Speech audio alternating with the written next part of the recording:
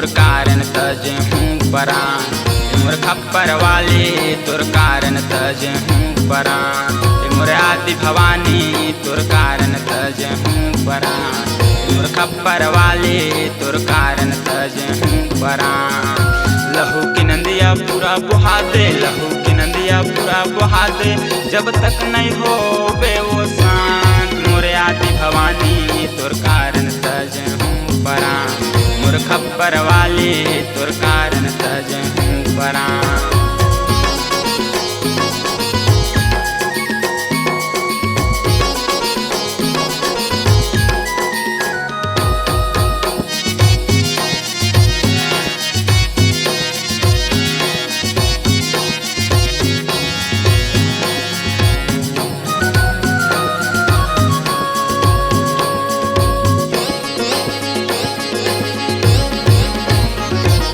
बना दे मौका तोला उदाई तब का शांत वो होबे, हाथ छदाऊ के जिभी अच्छे दाऊ का वो साथ लेबे।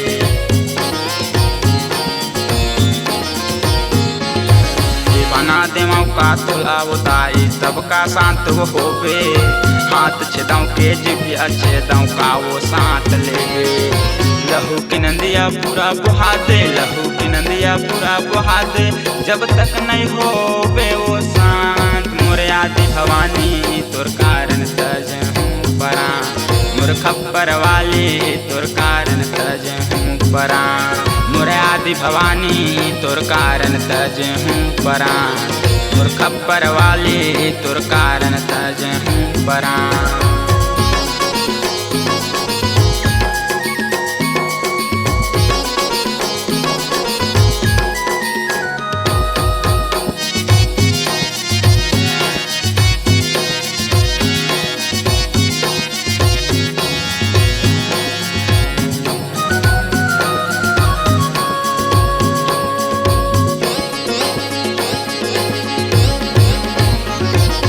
धरती नो हैरण भूमि वो सिर काटत जाबे, छोड़ भयानक रूप जननी दुनिया में नाम कमाबे।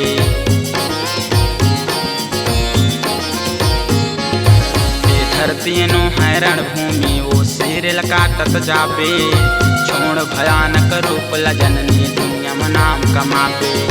लहू की नंदिया पूरा बुहा दे, लहू की नंदिया पूरा बुहा दे, जब तक नहीं हो बे वो शांत, मोरे आदि भवानी तुर कारण तज हूँ परान, मोर खप्पर वाली तुर कारण तज हूँ परान, मोरे आदि भवानी तुर कारण तज हूँ परान, मोर खप्पर वाली तुर कारण तज हूँ परान।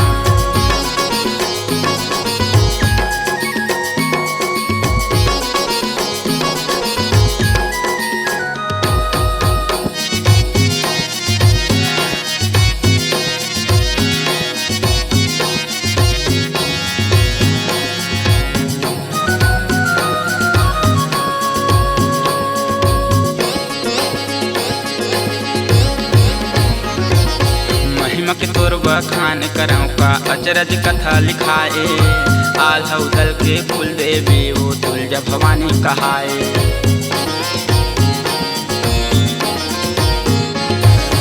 महिमा के तोर बखान करऊँ का अचरज कथा लिखाए, आल्हा उदल के फूल देवी वो तुलजा भवानी कहाए।